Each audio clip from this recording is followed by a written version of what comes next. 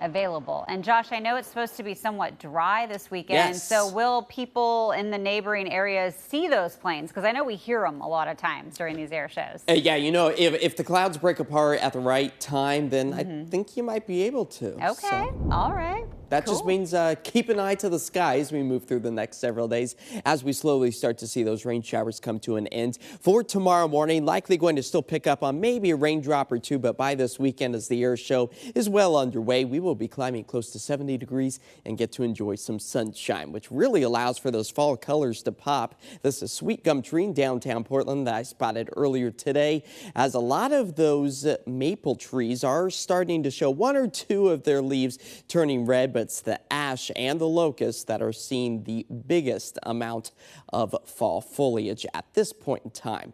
Now, if you go up in elevation, we go into a totally different weather season. Winter-like conditions teasing us with some of that fresh snow out towards the Mount Hood area. 40 degrees is where we currently sit out at Mount Hood Meadows, as a few light raindrops continue to fall out along the Oregon shoreline. The low-hanging clouds keeping a tight grip on the hillsides there as we sit just below 60 degrees. And seeing some of those clouds still racing overhead over downtown Portland on this Thursday afternoon. But our current temperature sits at 62 degrees, warmer than what we have been at this time by just a few degrees. But you'll notice slightly drier conditions for the rest of this afternoon and evening as we get back up into the mid-60s. But we're already preparing for our next storm. It's developing out over the Pacific Ocean, taking aim at western Oregon and Washington, and that will bring back the rain chance as we get underway tonight and into the start of the day tomorrow. But you'll notice we get a brief break from the widespread cloud coverage as a few of us still hold on to just an isolated rain shower or two.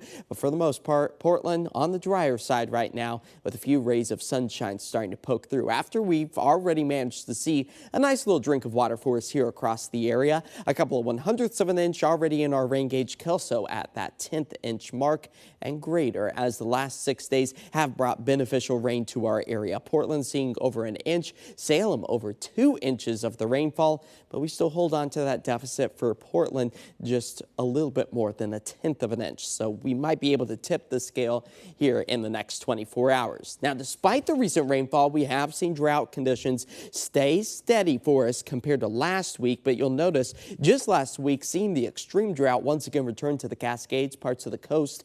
But the good news is we're not seeing any worsening drought. That is all thanks to the recent rainfall. As the slightly low pressure system slides its way onshore, bringing back the chance of rain tonight and again into tomorrow before high pressure moves in just in time for the weekend, drying out our skies and bringing back that sunshine. Here's the futurecast with it all timed out. Mostly dry conditions for tonight, maybe a hit and miss rain shower, but it's once we get into your morning commute tomorrow, that's where we expect to see the return of the wet weather.